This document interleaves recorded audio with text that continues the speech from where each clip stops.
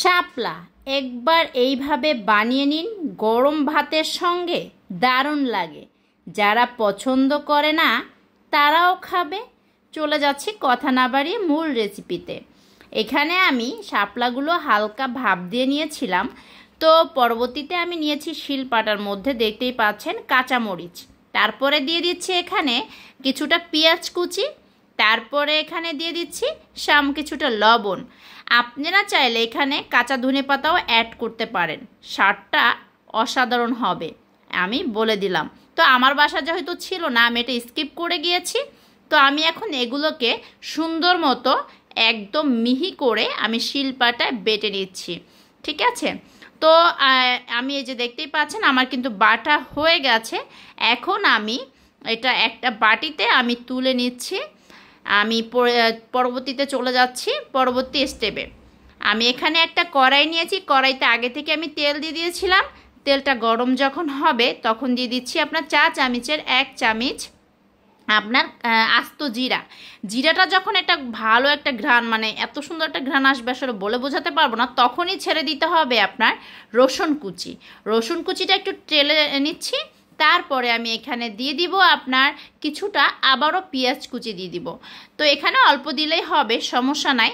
তো আমি এখন পেঁয়াজ কুচিটা আর আপনার রসুন কুচিটা সুন্দর মতো নেড়ে চেড়ে টেলে নিব যতক্ষণ পর্যন্ত কালার না আসে। যখনই বাদামি কালার চলে আসবে, দেখতেই পাচ্ছেন বাদামি কালার কিন্তু চলে এসেছে, তখন এই পর্যায়ে আমি এটার মধ্যে দিয়ে দিব ছোট গুঁড়া চিংড়ি মাছ দিয়ে দিচ্ছি। এখানে আমি ধুয়ে কুটে পরিষ্কার করে রেখেছিলাম। তো চিংড়ি মাছটা আমি এখন একটু হালকা তেলের মধ্যে টেলে নিচ্ছি। যখন আপনার টালাটা হয়ে যাবে তখন এই পর্যায়ে আমি যে বাটা মশলাটা রেখে দিয়েছিলাম ওই মশলাটা আমি এখানে দিয়ে দিব। মিডিয়াম টু লো আঁচে রাখতে হবে এখানে।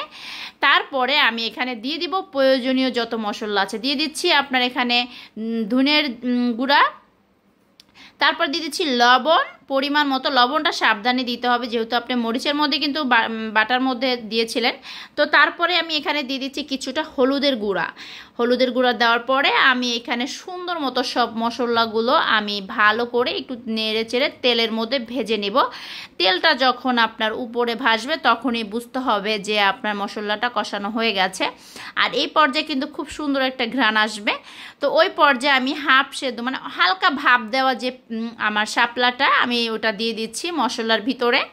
আমি এখন সুন্দর মতো আলতোভাবে এটাকে নেড়েচেড়ে মশলার সাথে মিক্স করে নিব। আমার মিক্স করা কিন্তু হয়ে গেছে। যেহেতু আমি হালকা ভাপ দিয়েছি সেই ক্ষেত্রে আমার শাপলাটা কিন্তু সিদ্ধ করতে হবে। তো আমি একদম মিডিয়াম টু লো আছে আমি একটা ঢাকনা দিয়ে আমি ঢেকে দিয়েছি কিছুক্ষণ, 5-6 মিনিটের মতো আমি নেড়ে দিচ্ছি। তো ঢাকনাটা উঠিয়ে আমি একটু নাড়াচাড়া দেবো। তো যাই হোক হালকা পানি বের হয়েছে, তো এখানে এই পানিটাই আমার শাপলাটা ফুল সেদ্ধ করে ফেলবে। তো আমি নেড়ে চেড়ে দিচ্ছি। আমি আবারও কিছুক্ষণের জন্য এটাকে একটু ঢেকে দেব। আমি ঢাকনা দিয়ে ঢেকে দিলাম। তারপরে আমি এটা ঢেকে দেওয়ার পরে আমি 2 মিনিট, বেশি না 2 মিনিট রান্না করব। এই যে দেখেন, দেখেই মনে হচ্ছে শাপলাগুলো কিন্তু আপনার সেদ্ধ হয়ে গেছে। এই যে আমি দেখিয়ে দিচ্ছি যে পানিগুলো কিন্তু একদম শুকিয়ে গেছে। এই পর্যায়ে গিয়ে আমি শাপলাগুলোকে নামিয়ে নিব একটা প্লেটে। তো আসলে এটা গরম গরম ভাতের সাথে দারুণ লাগে। অবশ্যই আমার রেসিপিটা কেমন হয়েছে বাসায় কখনো ট্রাই করা যদি হয় বা করেন অবশ্যই কমেন্ট করতে ভুলবেন না। আজকে এই পর্যন্তই। বাই বাই, টাটা, আল্লাহ হাফেজ, আসসালামু আলাইকুম।